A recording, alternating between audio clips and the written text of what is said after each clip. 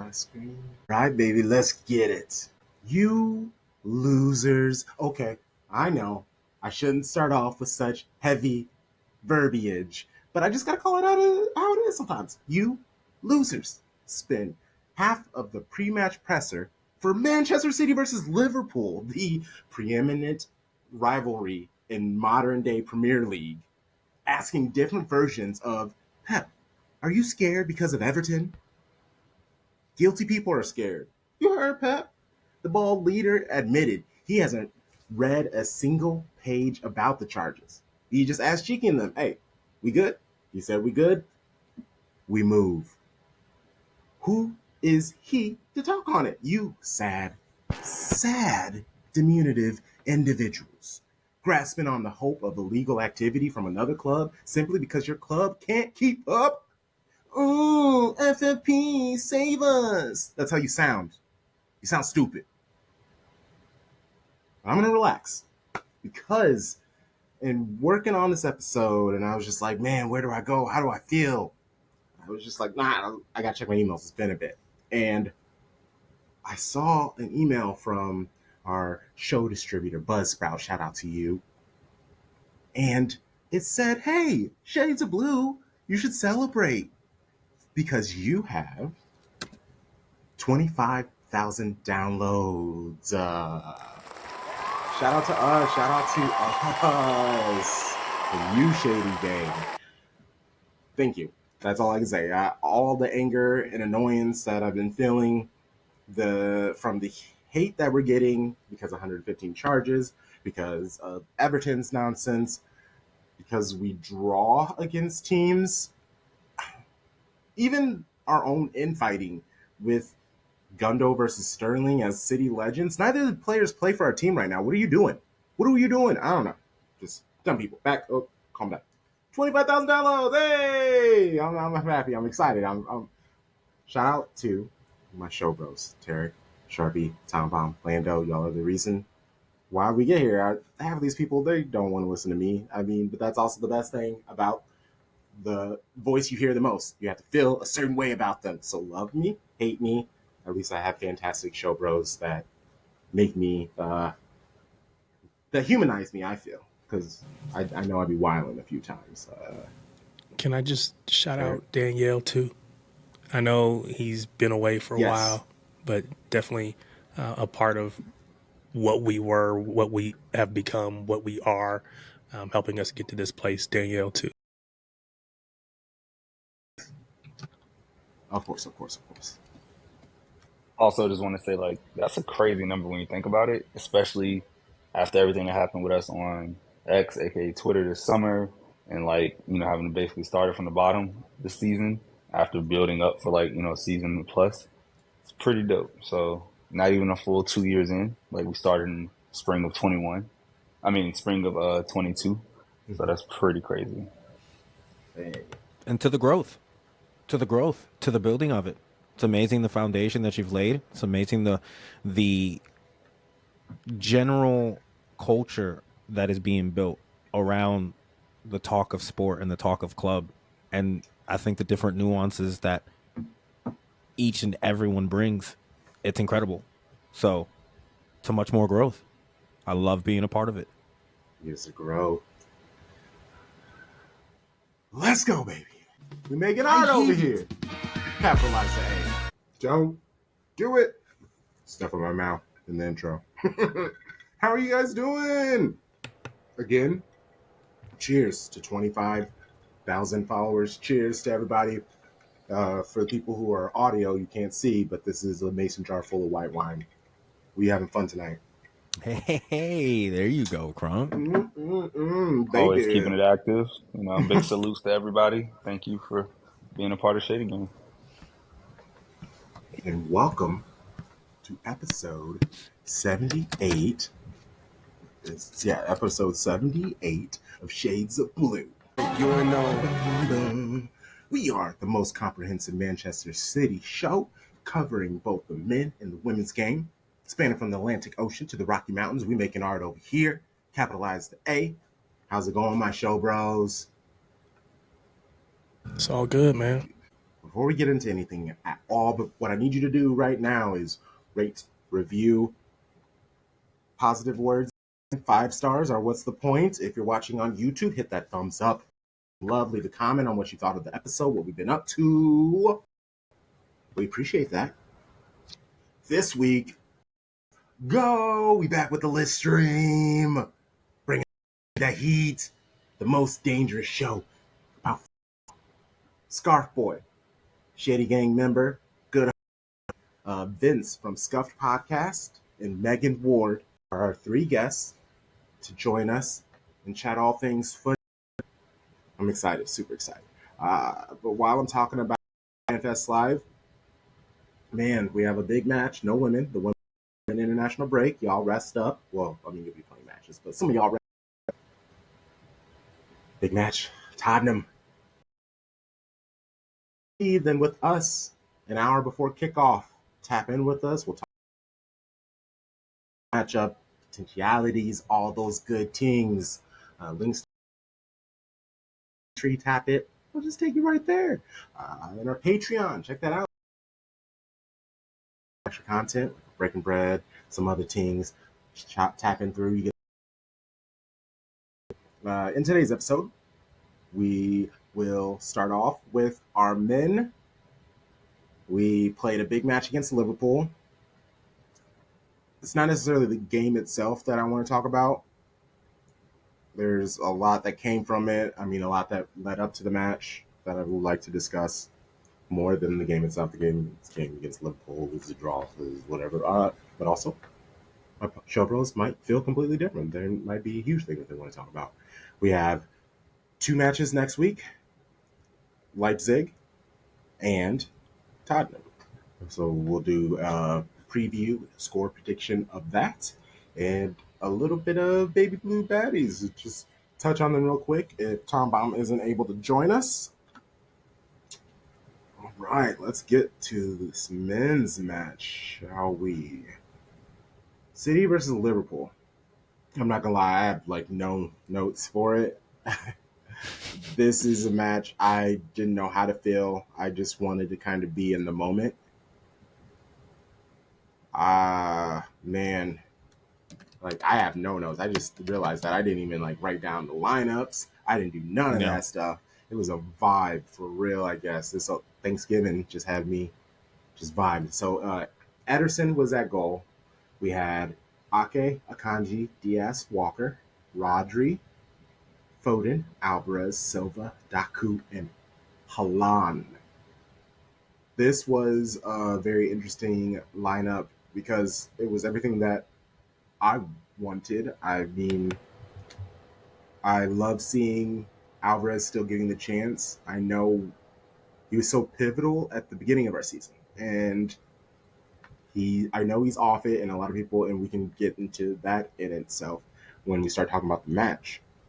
A lot of people are, all the matches that Argentina are playing and stuff like that, that he's just exhausted. This is more games than he's played in his entire life. But he still needs to get those chances. He still needs to get that playing time. It's very important. And then Doku, what took me the most was no Grealish, but it was confirmed that he had an illness. Lando, let's start with you. When you saw the starting 11, what were your thoughts? Were you worried about not seeing Grealish? Initially, no, because my excitement to see Manuel Akanji and Nathan Ake get the start and the Doku Bernardo comfort that I felt, I loved every bit of it. It's Liverpool. It's a big matchup when we play a team like that, and so I felt a lot of comfort with the lineup, guys. I don't know how you guys felt. What I would say is, it's good to have Erling Haaland score against Liverpool finally. Good to get that out the way. So, yeah, that's kind of how I felt about the lineup. I mean, so for me, I think there was always the question coming in about whether we were going to see Doku or Grealish. I think I saw Doku before I realized that Grealish was sick and unable to actually play. So at first, I just assumed, hey, Pep's just making a big call, which I felt would have been slightly out of character for Pep in big games. But I'm here for it. So once you realize, okay, that's more of a forced change. Okay, you get it. Definitely glad to see Ake back. I don't think that Vardiol has been bad at all. I don't think that I've seen people kind of giving him some stick. I don't think that's warranted. But he just doesn't have the game time in our system like Ake does. And Ake is a great defender. Quite honestly, I would say Ake is a 7 out of 10 every night consistently. You just know what you're going to get. And so in a big matchup, defensively solid, can put him up against Salah kind of in that one-on-one, and you're comfortable. Of course, you're going to have to help in different situations. Everybody would, but you're not looking at that as like oh my God, we're going to get 8 up on that side. No, it's like he's going to hold his own, and then it's just up to the rest of us to do what we do. So I think from that standpoint, I think the lineup pretty much set itself. I think the thing that was, I guess, good was to see Stones back on the bench. The unfortunate part is there's no Nunez, there's no Mateo Kovacic, so options are going to be limited. So those were my lineup thoughts. I was wondering if Tarek was going to leave the meat on the bone, because that's what I was going to say specifically. Was like, I recognize who wasn't on the bench after the international break. Kovacic getting his injury, or just having an ankle injury, I think, and then Nunez having his injury. The Grealish sickness took me out, because I was like, wow, like even if he doesn't start, he's so critical when you're up, and that's kind of like foreshadowing, I guess, for what happens later. But yeah, and I think we're at the point with Alvarez where a lot of his funk and like just attackness came because he was coming in as a sub, right? Like when you come in as a fresh sub in the 65th, 70th minute, you can easily change the game. When you're out there from the beginning, I feel like things are maximized because it's more equal. You're not coming against a tired defense. Like your mistakes, they hurt in the beginning. So I just think like he does need a break, but we need midfielders to be healthy to give him that break. So yeah, best of them we could have, and just know we're a little short on attacking options off the bench. Okay, I didn't know if you wanted to hop in this time bomb or not. Biggest thing for me is Grealish being sick. I think I would win 2-1 with a late Grealish winner. Like I too was a little bit ill, so but I think the biggest thing for me is like a lot of times the John Stones is healthy enough for the bench, like John Stones is healthy enough to start, and I know that like that was a big for me. It's kind of like, it's good that John Stones is on the bench, but like it's also kind of glaring that like he's not starting.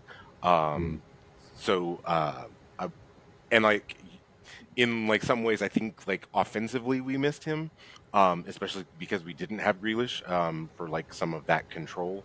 So like I think that was that part was a little bit difficult, especially like I'm sure Charlie, you'll touch on it when we get into it later. The fact that we didn't use any subs in this match. Yeah. It's one interesting stat, and I will end with a bunch of stats about on Doku, because I'm tired of you stupids, you goofs, you clowns, you dorks, and this weird little Doku narrative that you guys, like, you were losing your minds about him this entire time, and now all of a sudden you're just like, but his finishing I'm getting ahead of myself. Liverpool have won just one of the last 14 Premier League away games against Manchester City. That did make me feel a little bit better when I was looking into the match. The last win at Manchester was in November 2015. 5 draws and lost 8 other times. So we were running on that 23 match winning streak. I don't think anybody really wanted to lose that. We can get into the match. Goals? Do we want his brilliance? Can't be. In fact, I'm gonna let you go at it. I think something that came to me, this is not while watching the match, but in reflection, like today, because that was, happened yesterday, so you have a day plus to think about it. It's like we are treating him the same way like the same way Mbappe gets treated. It's like, hey, we know you can get past your man anytime, so we're going to feed you. And it's kind of crazy to see that happen at City, but that's really what was happening to a player who just got bought at the end of the transfer window. Like, he is so good and so dominant. We can say clear out, you pick left or right, we'll go off of your flow. So for him to like run the game and run the show and make the right decision 8 times out of 10, it was just amazing to watch from the beginning because he knew he could do what he wanted against Trent, but he didn't. He wasn't wasteful. I don't think he like was super selfish because we've seen him shoot a lot, right, and not make it. He made the passes, so he was doing the Grealish thing. It just looked a lot different because it's like turbocharged, right? But he was making the same reads, and so for that first 20 minutes, I was like, wow, like he is him, and it's beautiful to watch. It was just beautiful watching him take it on and hearing the crowd the second they would pass it to him. You could just hear it, just like the pitch, the energy, so slowly pick up to being frenetic. Shout out to Ken, who was at that match, and that's exactly what he said. He was like, practically the place loses itself every single time Doku just touches the ball. And I love that so much. It's brilliant. A pretty fun start. Even leading up to the goal that we gave away, and I know this is like further, because again, I just want to talk about the overview of the match and how it felt, because Pep said he was super happy with how this match played out, and we all, I feel like, as fans, should be happy with how, like, a draw, but the way that we played, statistically dominating them. Trent had there's not really anything you can do about that. If it wasn't for that, a couple of shots, if they're just over, different story. We're beating them down 3-4-1, and it's a completely different story. Scoreline affect how you see the match, but I feel a lot of people do. And this is moving ahead, but we can kind of bounce all around. After this match, the final whistle blown, were you upset? And angry, I guess, is a tough word, but would you be disappointed at the club at the draw? I want to go ahead and get this out here because I think, Crunk, it's important to note that all of us as City fans have a disclaimer that calma, it's going to be okay. In the long run, we know where things are going. It's difficult, I'm telling you now, because I deal with it daily in texting with an Arsenal fan. It is difficult for other fans to understand that concept. Right now, they think we should be hot and bothered for points dropped, to which I say yes, but I also am not thinking I can't wait for Guardiola to leave. I'm also not thinking, God, that Haaland guy's trash and overrated. I'm not thinking things like Julian Alvarez better not start again. We have the day, it's points dropped. There's a level of disappointment that should be had. It is points care of business. We've shown that. We just didn't capitalize on opportunities. And if you go back and look at the goal scored by Trent, like you said, a couple seconds of freedom that he got, it was off of rotation late by Julian Alvarez. I mean, we can kind of ram on the guy a little bit, but he's done it all. He's played a lot of games, the jet lag, international break, all of it. But the lack of depth, which we've already noted, the circumstances played out to where the kid needs to start. Pep trusted it. At the end of the day, it's 1 point.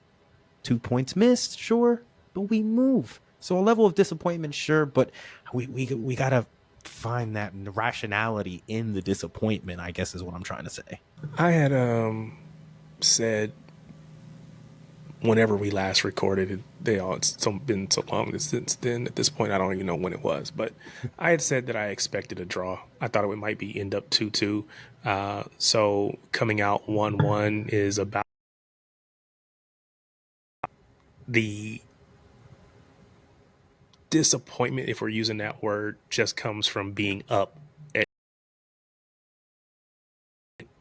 We're just hoping to see the match out. And I guess the big second goal ends the game. We weren't able to get it. And so now you're like, okay, we have to be really solid on the other end. And moment that you really couldn't do anything much about. And so I don't know that disappointment is the word that I would use. I wouldn't even, we dropped, technically it's some drop points, but I don't look at it. I mean, it is what it is. We move on. I just look at us, it's a stalemate between us and Liverpool, and they're going to be up there at the top with us and Arsenal. Nobody else really matters to me. And it is way too early in this season for me to have any sense of panic or concern or anything like that. We have seen that this team under Pep Guardiola consistently does its best work in the second half of the season, or at least post Boxing Day, post Christmas, post the holiday season, right? That is when they go on their runs. That is when they do their best work. I fully expect that to continue this season. And maybe you could say, well, can you count on that every single year? I don't know, but we have to this point, so I'm just going to look for it again this year as well. I'm going to expect that at some point we're going to go on a big run of, we're going to get 18 out of 18. We're going to get 21 out of 21, something like that, right? It's going to happen. And then all this commentary, all the noise that we're hearing from other fans isn't going to mean anything, because they're going to be out of it at that point, and they're going to be like, City does it again. So it is what it is, man. I'm perfectly happy, content, and calm. Say, what about you, Charlie? I'm going to kind of take this all over the place. So first, I feel like the fresh comes at something Tom hinted at, which is that we didn't make a sub. Some options on the bench, but you do have Vardiol. Hold on, I just looked at the lineup. I know, and I think Gomez definitely could have come in and solidified. But yeah, but I'm thinking who I actually would put in. But even if you just and maybe not even Rico, because he's not a defender first, you add in Vardiol, and now you have a solid back four. And let's say you take out Alvarez, you just play a straight up 4-2-3-1. You put Vardiol beside Diaz, let Ake stay left, keep Akanji as the second DM. Like, I feel like, okay, we are at our best possible defensive structure, because legs do get tired. It is a high energy match. You do have, what my preseason pick was, the number 2 team, which is Liverpool, and I think them and Arsenal can go. You can flip a coin who's number 2, but as Crunk alluded to, like one of our biggest rival in this era of PL. So giving up the goal sucked. It was just a moment of brilliance. It'd be different if like they got a perfect cutback and just beat us down the pitch. It's like he took a second, perfect touch, perfect hit. I'm not going to blame anyone or say somebody didn't do anything. Brilliance happens in football. On the other side, I would say, like, looking at the idea of like, how does this look long term? We've played 13 matches in I believe a 38 game season, if that math is right. So we're barely at the 1/3 mark. And I'm a teacher, right? So I watched the Patriot with my kids before break, because we did American Revolution. And there's a scene where like they're battling and they send in the cavalry, right? They send in the people to save them. Like, our cavalry's coming. we are decimated right now by all intents and purposes. We're missing 5 rotation players. So when you actually bring them back in and you really get to our rotation, which is our advantage as we get in this part of the year, but like Tarek said, why our runs happen, because our players are more fresh. So this might be a tougher festive period than normal. Why B squad we normally do. However, we're still going to be fine. Yeah. Okay. Ederson, he was massive in this match. So many amazing saves, just all over the place. Very secure stops. And what was even best, what I love to see is even when Ederson made the stop, there were a couple of the stops where the ball stayed around the goal, and the first 2-3 people to the ball were in sky blue, and that it was the other draws that we had, even with Chelsea, all the goals that we gave away. When we struggle, that seems to be when you can kind of catch us. When we turn off, we seem to lose the ball. Everyone was focused. They were communicating. And that helps when the only change from the previous match Pep made was Ake for Vardiol. You kind of keep that chemistry going, that consistency. And I love that. Allison getting hurt. He was incredibly sketch in this match.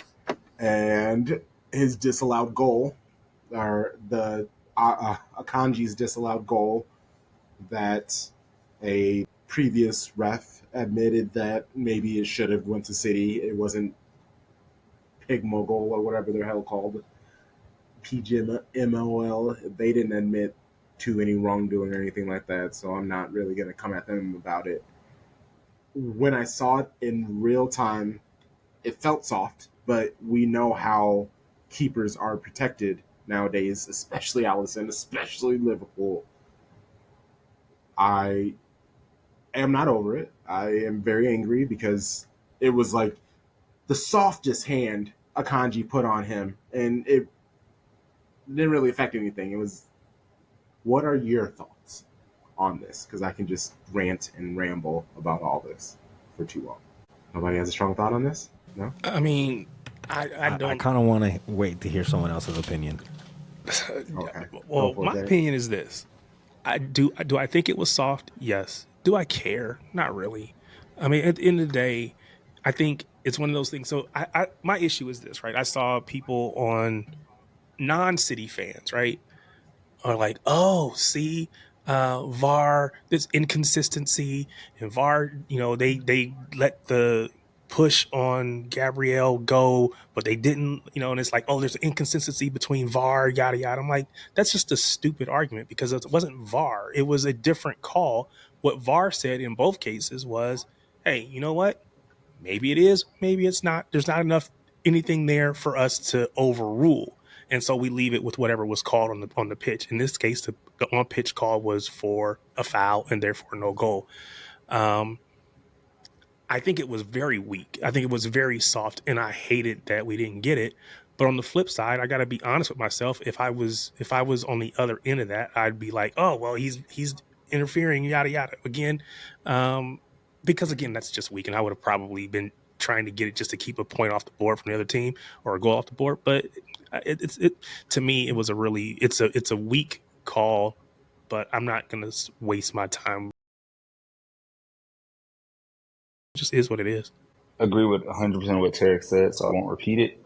If it went against City, I would have been pissed had that goal been allowed, right? Like if that person was Ederson and that defender was Matip, and the same thing happens, like no, I want a foul. Like he interfered with it, right? I would be crying that to the heavens. But I'm not mad.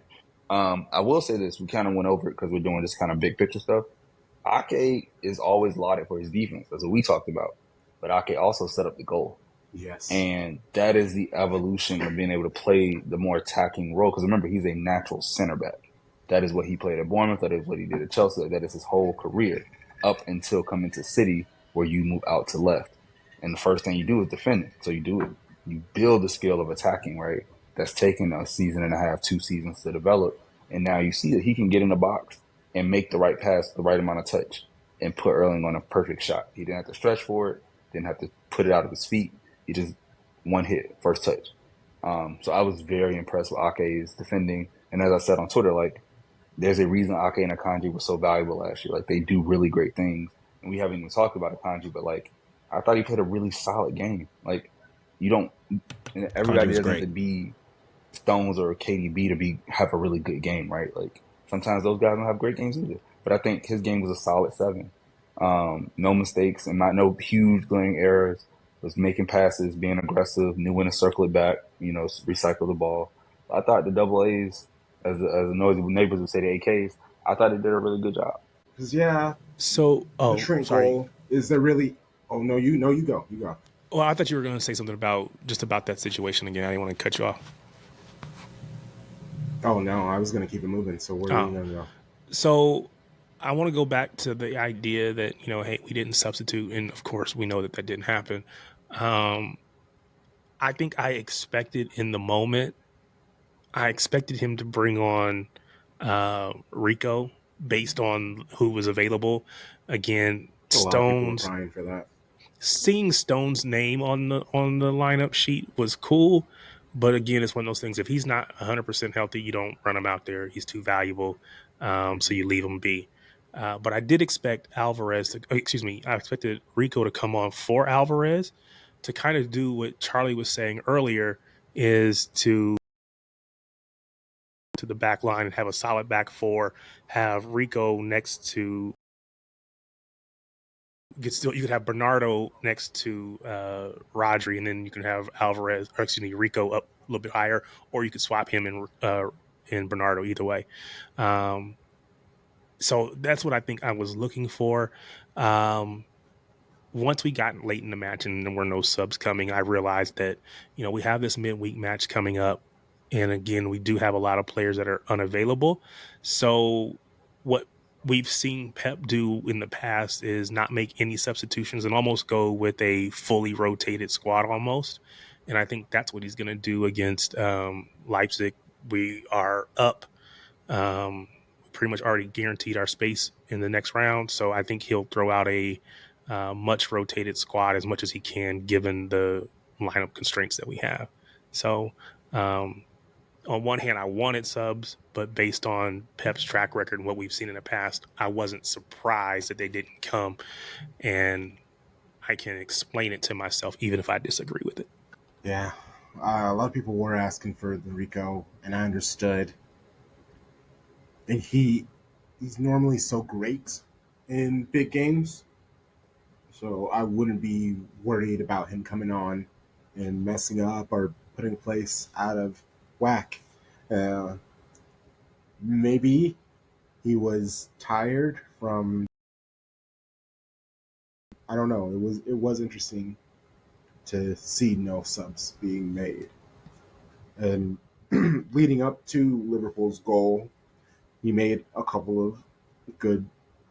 Klopp made a couple of good moves. He subbed on Luis Diaz for Diego Jota, and he brought on Gravenberch for Curtis Jones.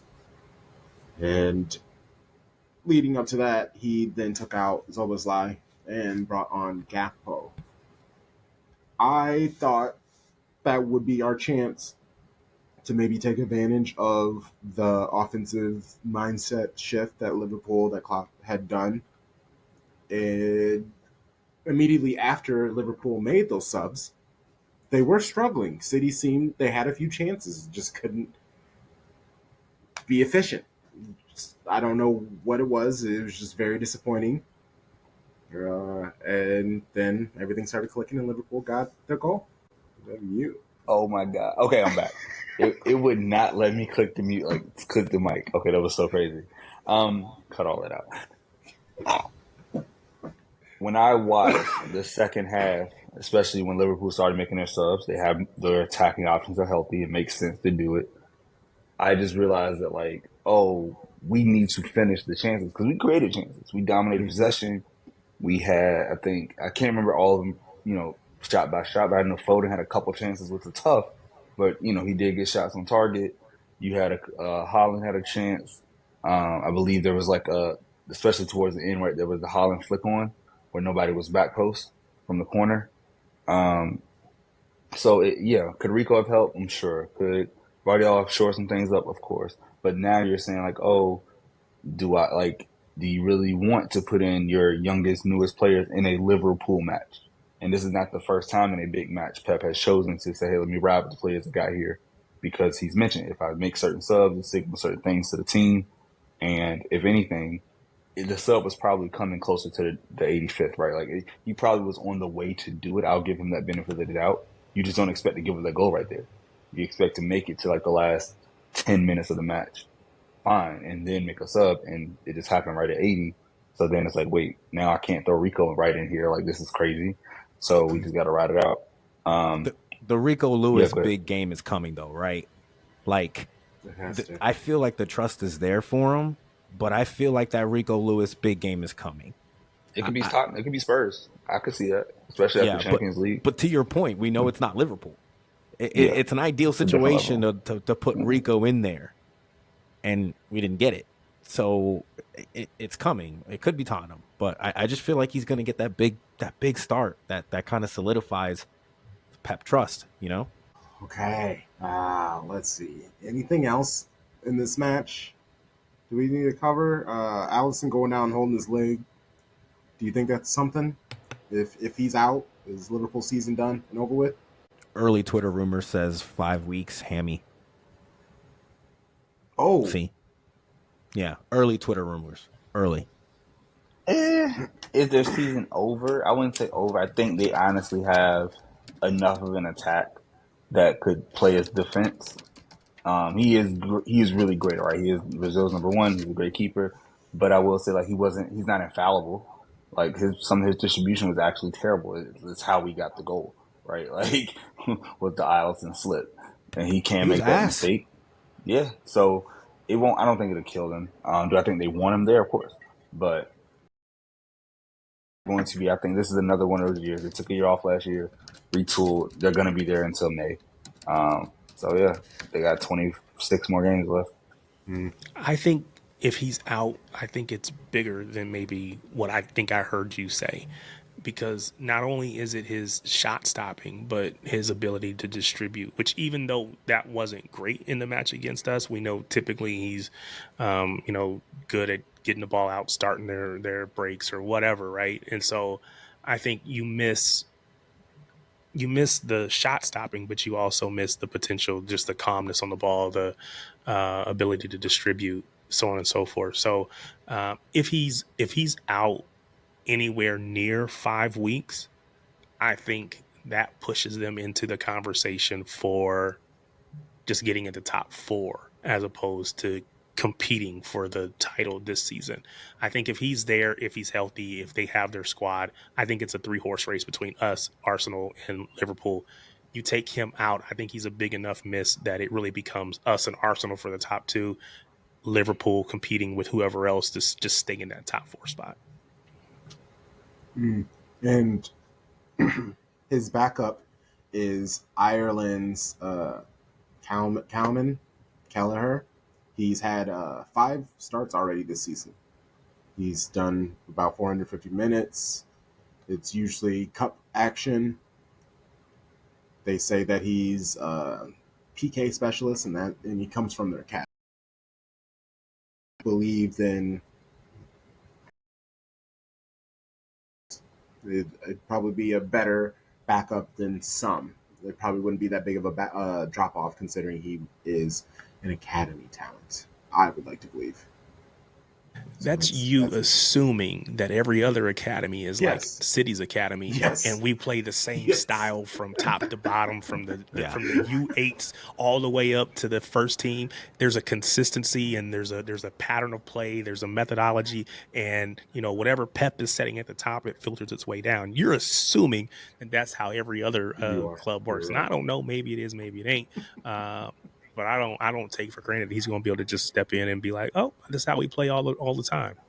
We'll see have to see. Yes. How beautiful was that breakdown on that whole system we got going though? I love to hear it every time. It's just magnificent. It's just magnificent. The thought that you can go watch the 15 and unders and just go watch beautiful ball. See how they're understanding and grasping the concept of this new age ball. It's just marvelous, man. God, what is being built there is just tremendous. Deserves props every time. Someone had a question for us, but freaking notifications are crazy. Someone had a question for us. Actually was tagged in for a lot of stuff today, so I'm sorry for all the people who asked us a question and I am not able to answer or ask the question. So, Crunk, while you're looking for that, should we Yeah. just go ahead and take care of the men's like quick previews now, or do you want to Yep, that save that for after? no excuse me. Yeah, I was just gonna we were gonna do Leipzig and then Tottenham. Yeah, do the reviews. I can't find I'll it. go Perfect. first because mine will be quick. I'm gonna go with 3-1 City victories in both matches. Same scoreline, 3-1 City. We love What the efficiency. what vision have you had, T? That's impeccable 3-1. That's got to be visionary. You had a sign or something that came up. I don't even know where to begin. I think it's going to be a 2-0. Do you want me to do it like T just did? I feel like you put me on the spot where we have to go back to back on No, both. you Nah, good. You You you good. ain't You got tell you me. ain't Yeah, got to tell me do what what you I want to know. did. I'll You go. got to do what I did. I mean, I don't think Holland's going to start, depending on that ankle. Did it happen again? He dropped. I think so. Yeah, he froze. Well, Yeah. I think this, right? I think Leipzig currently is in fifth in Bundesliga this month. Mhm. They're coming to the Etihad now. We can't say that we have a winning streak of 20 plus matches now at the Etihad. For I think now matches at the Etihad, and I think that will continue. I'm going to say we get 3-1. I could see them, nicking one at some point. Um, then we move to Spurs after what I saw today against Villa. We won't play Villa's same style, of course, but I do think Spurs can be got at. They're the first club to be unbeaten in their first 10 and then lose 3 in a row. So some of that magic is wearing off. The injuries have happened. I know Bentancur went out today. Yeah. But I believe they get Romero back after the suspension next week. Basuma might be back. So they'll have they'll have a pretty good spot. Everybody's dealing with stuff like we are. So, but I think we're better than Spurs.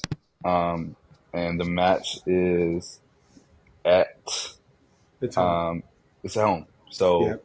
we know our problems are going to the Tottenham Stadium. I think we can do fine at the Etihad. So I'll go. I'll do a Terry. No, actually, I do 2-1, 2-0 against Spurs, 3-1 against Leipzig. So my spill on Tottenham is it. It's how the mighty have fallen. It wouldn't surprise me if they just keep going down. Because if you think about it, a few weeks ago, before all the down, Ange was the Premier League's darling after he won back to back to back Premier League Manager of the Month. That was the first time a manager has won 3 months in a row. 3 straight losses now. They will get Yves Basuma back, but Romero will still be out. Sarr is out. Richarlison, Sessegnon, Madison, Van de Ven, Perisic, they're all gone for suspension. Ah, it's a tough. Who is someone who I think you might need to have in because you're going to need to have fallen out of favor with and Hostakagulu, however you say his name. That's why I say Ange. Uh, I think we handle them, especially because if you're going to play the back four of just fullbacks like he did against City, are you serious? Yeah, you can run with us, but I could see us scoring 3 goals off of set pieces. I think we beat them down. I could see a 4-1, a 3-0. I think we win by 3. And we just basically have people saying this is the end of Tottenham season now. I'm actually way more worried about Aston Villa than I am Tottenham. I could see that based on today. And one thing I'll say about Spurs is this, right? Because they do play a style, like it would be very off pace, and it could happen, but it would be very off the norm if Ange chooses to be more conservative, right? Like his whole thing is like, we play our football, we don't switch for the opponent. So if they come out and play against City, they're going to face the best press they faced all year, because when Bernardo's hunting, Julian's hunting, Erling, even Doku now starting to get it right. Like when the boys are running, it makes mistakes happen. And so, like you said, that's where I think the goals could come from if we can like press them into submission, kind of. But they also have played some slick ball. So yeah, a blowout wouldn't surprise me, a 2-1 win wouldn't surprise me, but it will be 3 points for both matches this week, and then we, get into our December run. He just got back from his trip from visiting his family in Kansas City, so I don't think he'll be with us. We can still have this conversation about the Baby Blue Baddies because it was an up and down week, and I would like to discuss it. We had our Conti Cup match against Leicester City, and I felt we should have won that match. I have a clip of him post match, so we can talk about that when the time comes. But for this match against Leicester City, the match that we ended up losing in penalties and extra penalties, our team started Kiera Keating, surprisingly, starting Esme Morgan, Houghton, Kasperize, and Blackstad. Mary Fowler, Ruby Mace, Laura Coombs, Jess Park, Dana Castellanos, and Chloe Kelly. Keating starting. That kind of made my brain hurt. I was very excited. I knew there was going to be a lot of change. Seeing how much change, though, that worried me, especially because Leicester's whole thing is to try to beat you just 1-0. And I think all of this change kind of fit their game plan. I understand why it was needed. You needed let these players get a chance in to play. Hopefully, this could be their match to get them in a hot form. It's not how it happened. We ended up down 2 real quick, real early. Make wholesale changes at halftime, taking off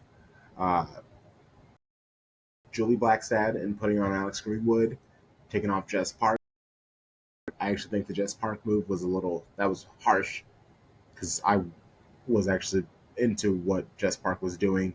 And then bringing in Yui for Ruby Mace. We scored the 2 goals. It showed that the choices, the moves that he made, the first goal by Dana Castellanos it was a banger from distance. More subs. Chloe Kelly came off for Jill Roard. Demi Stokes got her another return. It was good to see her for Kirsten. And then right after that, we scored again. So he was like, okay, let's go. Leicester making a few more moves because they got super tired. Nothing really came from it. You could tell that Chloe Kelly, those players, you knew Gareth wanted to rest them. And he was forced to play them. And they started off hot, but they dropped off real quickly. They got real tired, and I don't blame them. It was a tough match that Leicester played. Went to PKs. Kiera did what you want your keeper to do. She stopped 2 PKs. That is putting your team in the perfect chance to win. Gareth was asked, and he said the people who took the kicks were the people who asked for it. For something like this, you have to be confident. And he didn't want to force anyone in this position. He felt we had the players to win this penalty kick competition. This match, I was actually driving down a couple hours home from the DC area down in Norfolk, where I'm from, and I was able to follow it through Slack. Thank you all for the update. And then when I got there, I think towards the end, actually, I went ahead and bought City Plus, and then because I hadn't had it for a while, and then I was like, oh, let me watch the end of this match. And what I saw is this: like Gareth played it the right way. You don't play your starters 3 matches in a row. This is not a sudden death, lose or go home match. It's a part of the group play.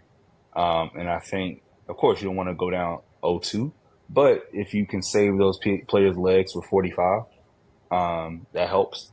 And I forgot, did you say Bunny got on the pitch or no?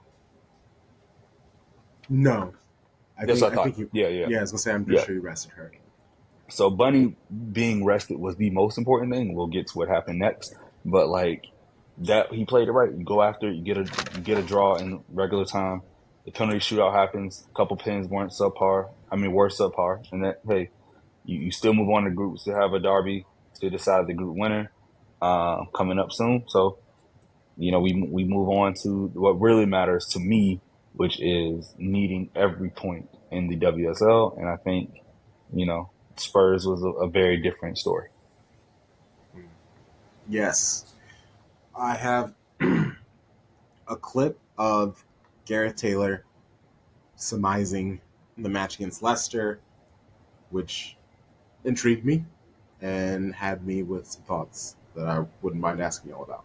The part I want to focus on is Gaz saying maybe it was my mistake for changing the team too much, expecting people to prove a point. Said they were passive. My ears perked up un poco picante. Picante. A little spicy in his interview. Jess Park, Julie Blackstad were taken off at halftime. Blackstad needing new contracts. Roebuck not getting the start.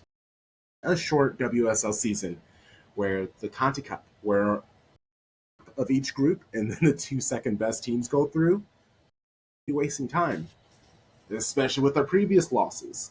Can't really give chances to players who might not be able to at least do the fundamentals right, because that's what he said. They weren't even doing the fundamentals. Huge indictment. And I love the honesty, right? It's real.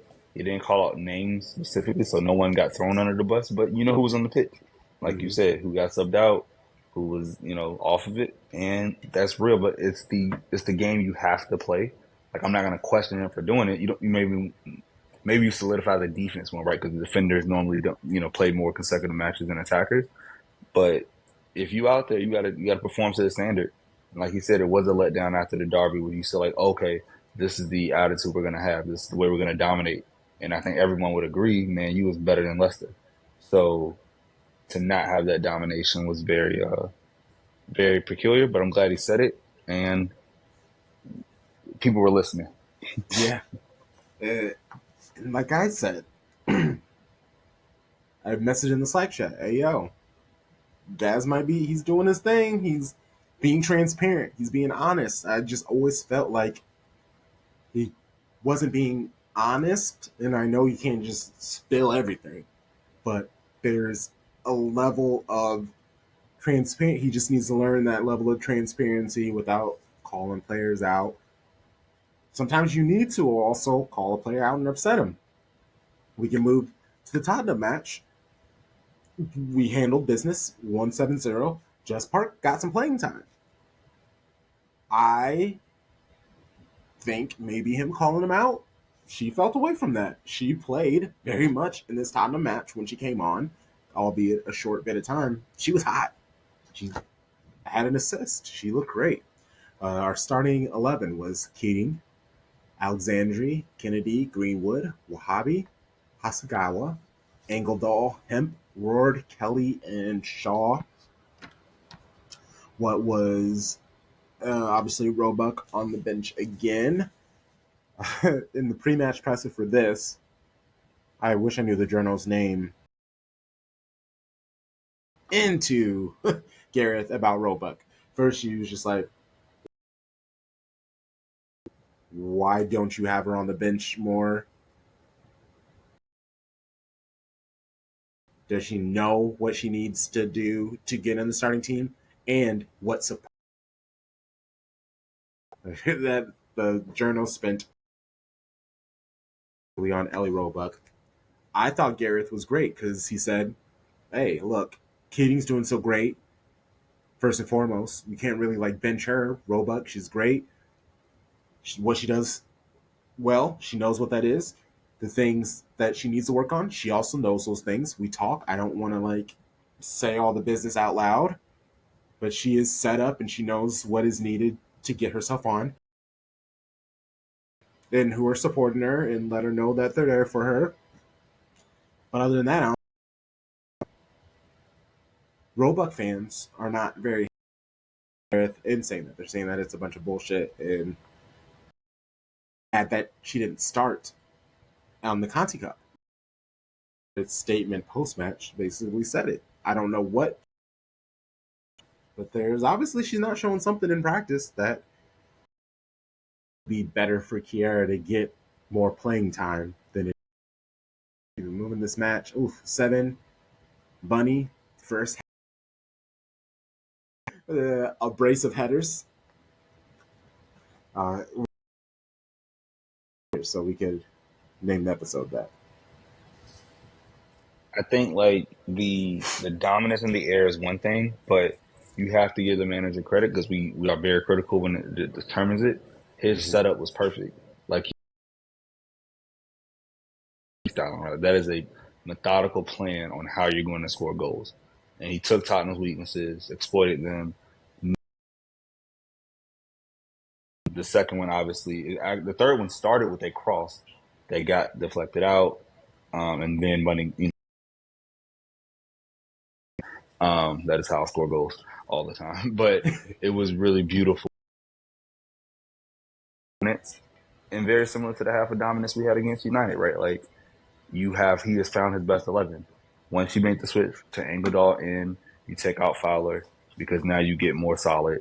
It makes a difference. And so to attack it, and like I was just looking at goal differential on the live table, like as the match is going on, I'm like, wow, like we were down because of those 2 losses. But now look at us at halftime. I think we already had equaled Man U, and we're only 1 behind United. I mean, 1 behind Arsenal, and we know what the second half brought on. Yeah. What was funny about the second half?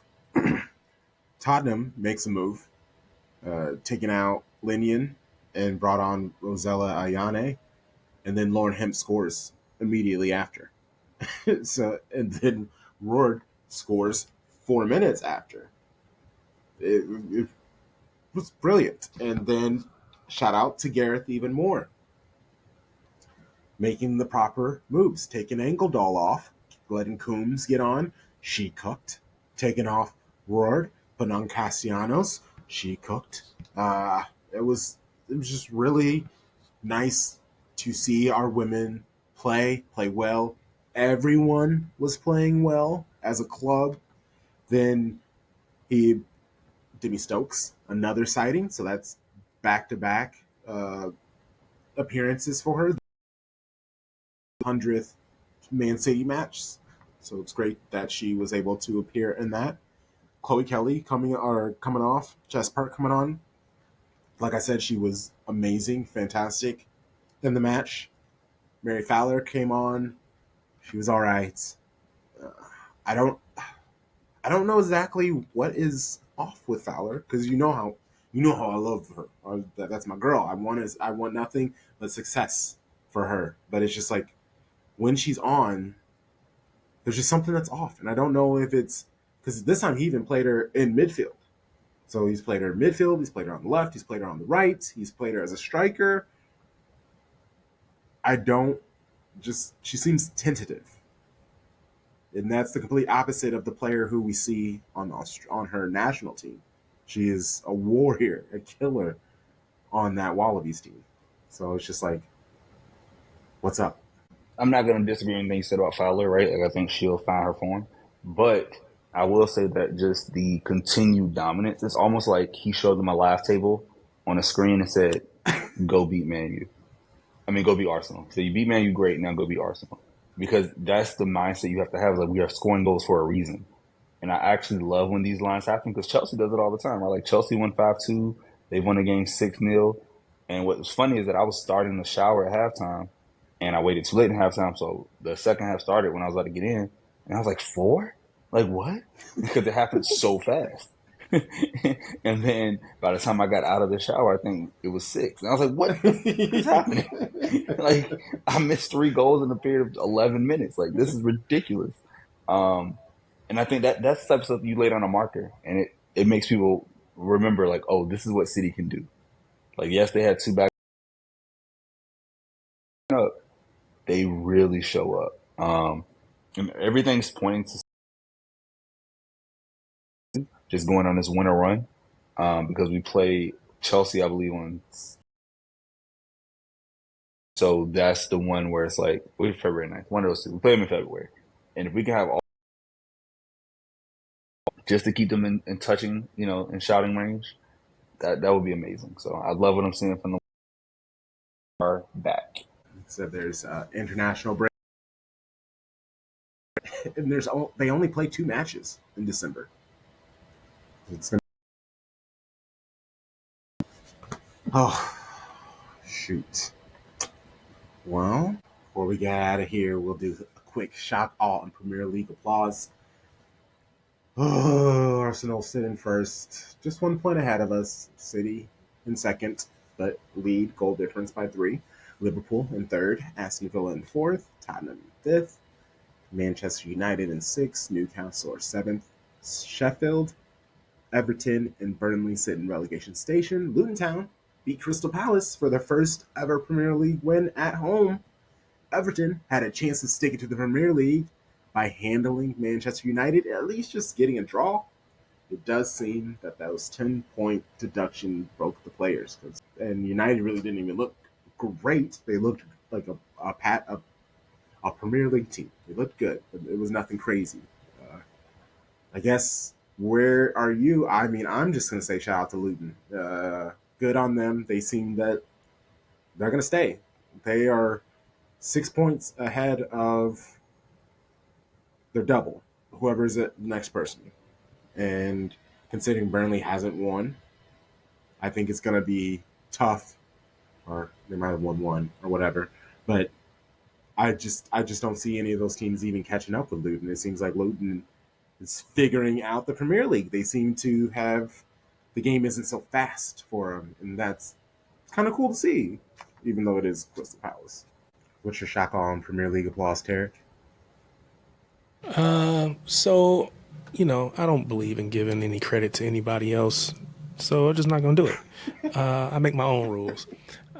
So before we recorded, I think it was Sharpie was like, "Oh, we should all wear, our team, because everybody's teams had won in American football, the NFL." And I don't really have a team, but I did have this hat, which is technically it is a Steelers hat. I am not a Steelers fan.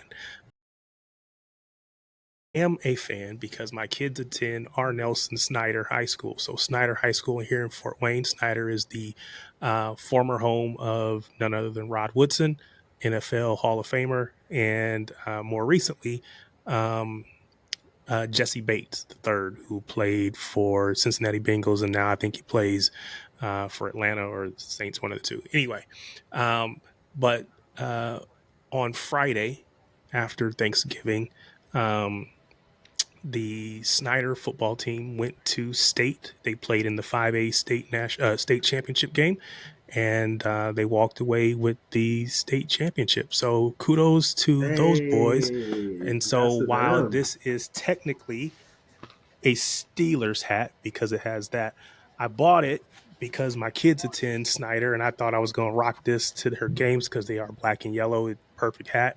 It's a little tight, so I got a big head, so I got to get rid of it. And but for the purpose of today's show, it made perfect sense. So as soon as Sharpie said it, I was like, I know exactly what I'm going with. So big shout out to Snyder High School boys basketball and boys football. Can match them and get us down in Indianapolis here coming up. So we'll see. Else, if you're going to force me, I would say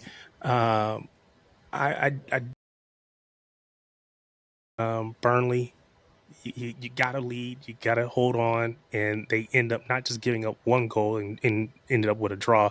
They give up 2 goals, and they come out with a loss. And I know there's a lot of people calling for Vinny's head, and quite honestly, I can't blame them. But I don't know how you blame the manager when you're up that big or you're up that late and you give up 2 goals in 5 minutes and end up with a loss, 0 points instead of at minimum a point that you would have expected in that position. Really would expect. I don't even care about Burnley, but I need them to do better.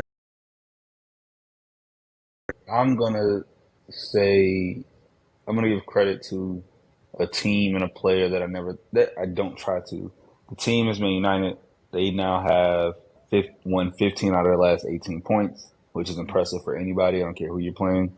You're winning the games. That's how you get to sixth place. When they were down there with Chelsea for a while, right, like eighth or 10th. So good on them. Good to Harry Maguire. Like he has solidified his spot in the squad. Like he is a starting center back again. The mishaps are gone. Somehow Onana has the most clean sheets in the league. Garnacho, though, is the reason. He literally put off one of the best bicycle kicks you will ever see.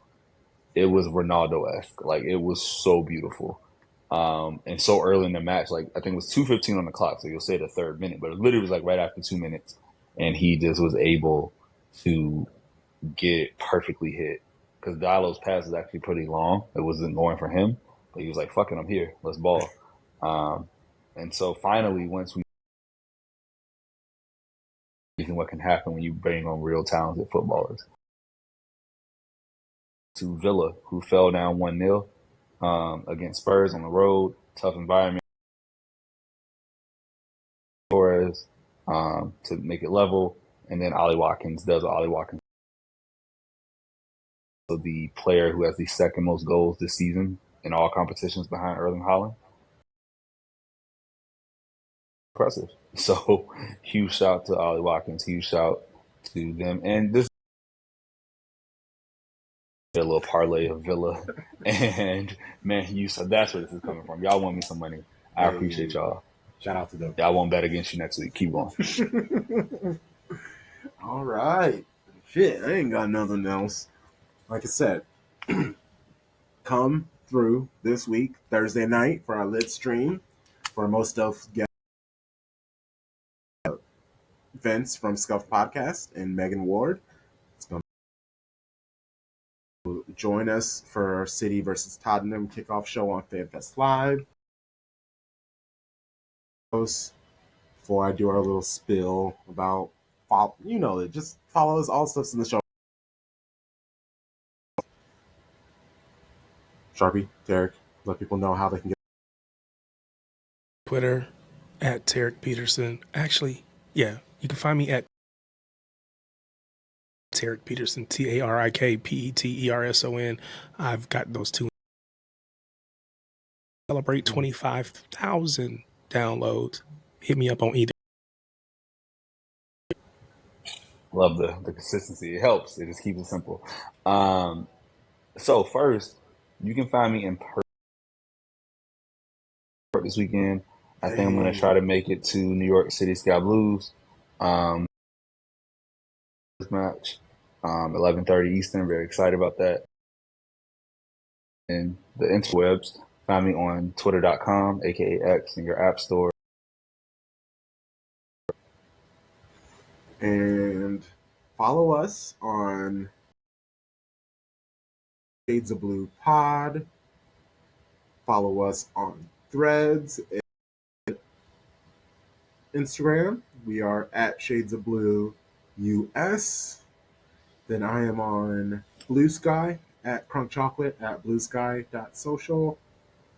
And follow us on the TikToks. We're fun on occasion, I guess. What I remember to actually post on here, I'm doing better. That's at Shades of Blue US. You know the vibes. Shady gang, shady gang, shady gang. Bye.